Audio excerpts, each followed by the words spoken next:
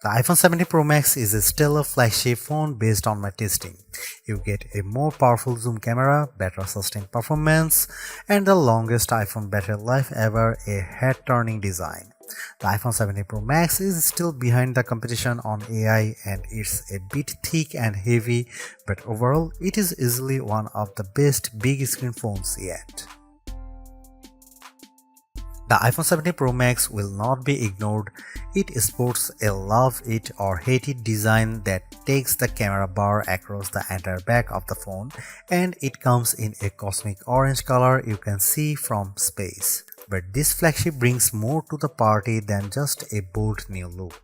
That ultra-wide camera bar houses a powerful new 48MP telephoto lens for better zoom shots, and Apple delivers better sustained performance thanks to a new vapor chamber cooling system that enables the blazing A19 Pro chip to keep going strong when you are playing intense games.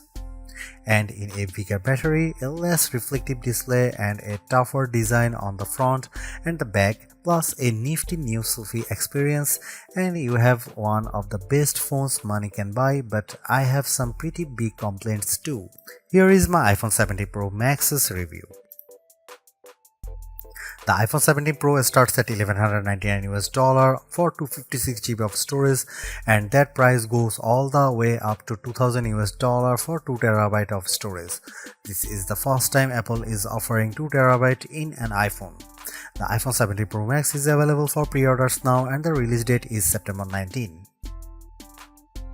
Apple took a risk with the iPhone 17 Pro Max redesign, and I actually think it pays off. What was just a camera bump in the top left corner is now a mammoth camera bar that Apple calls the plateau. Some may not like it, but to me it actually feels more pro. And this area houses more components than before, so Apple could give the Pro Max a larger battery. Apple also ditched the titanium band for an aluminum unibody design because aluminum is lighter and 20x more thermally conductive, and that means the iPhone 17 Pro Max should feel cooler in your hand.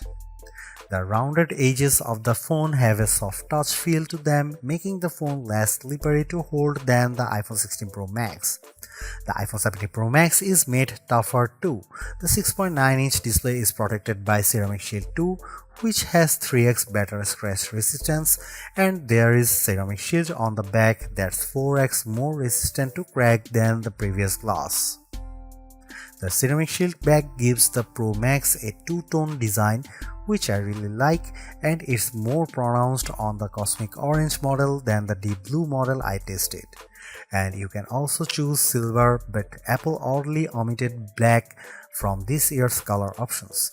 Unfortunately, the iPhone 17 Pro Max is thicker and heavier than the iPhone 16 Pro Max. It measures 6.43 by 3.07 by 0.34 inches and weighs 8.22 ounces compared to 6.42 by 3.06 by 0.32 inches and 7.99 ounces. By comparison, the Galaxy S25 Ultra is 6.41 by 3.06 by 0.32 inches and just 7.69 ounces. The new iPhone 17 Pro Max is ready for bright sunny days thanks to a brighter 6.9-inch OLED panel that's rated for 3000 nits of peak brightness, up from 2000 on the 16 Pro Max.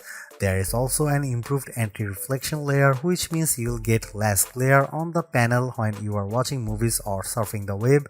When I held the iPhone 17 Pro Max or 16 Pro Max in my hand and turned the phones in direct sunlight, I noticed less reflections on the newer iPhone. When I put the iPhone 17 Pro Max next to my S25 Ultra to play one battle after another trailer, Samsung's phone looked a bit brighter but suffered from slightly more glare.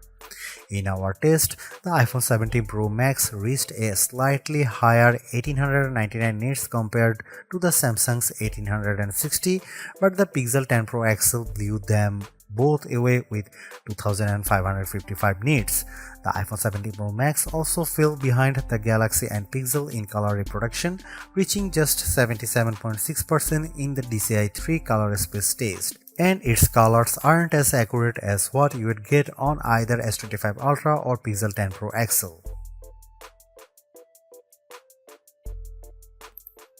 The iPhone 17 Pro Max is now a triple threat with three 48 megapixel cameras including a telephoto zoom with a sensor that's 56% larger that can deliver up to 8x optical quality zoom, and you get an 18 megapixel center stage front camera that can do a very neat trick. Here are some camera samples of the iPhone 17 Pro Max.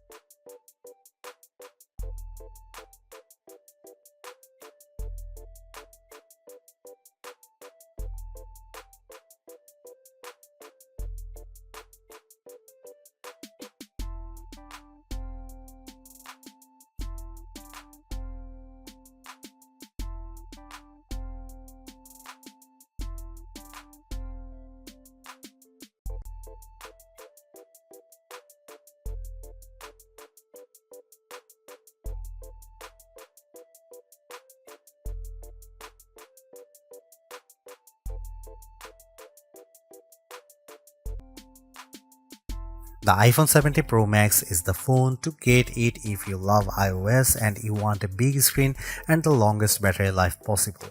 The iPhone 17 Pro is also great too if you prefer a design that's more compact. I would personally not upgrade if you have an iPhone 15 Pro Max or iPhone 16 Pro Max.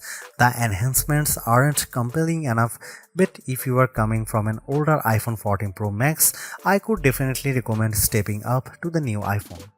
You will enjoy a larger and brighter 6.9-inch display on Apple's newer phone, considerably faster performance, a tougher design, longer battery life, a better and smarter center stage front camera, and other perks like audio mix for your videos. And even though there is no true killer Apple Intelligence feature yet, the iPhone 17 Pro Max is in line to get the new and improved Siri when it's finally ready. Is the iPhone 17 Pro Max the best phone overall? I would argue that the Galaxy S25 Ultra is better in some ways, including its AI features and zoom cameras, but if you are in the Apple ecosystem, the iPhone 17 Pro Max will make you happy, extra large camera bar and all.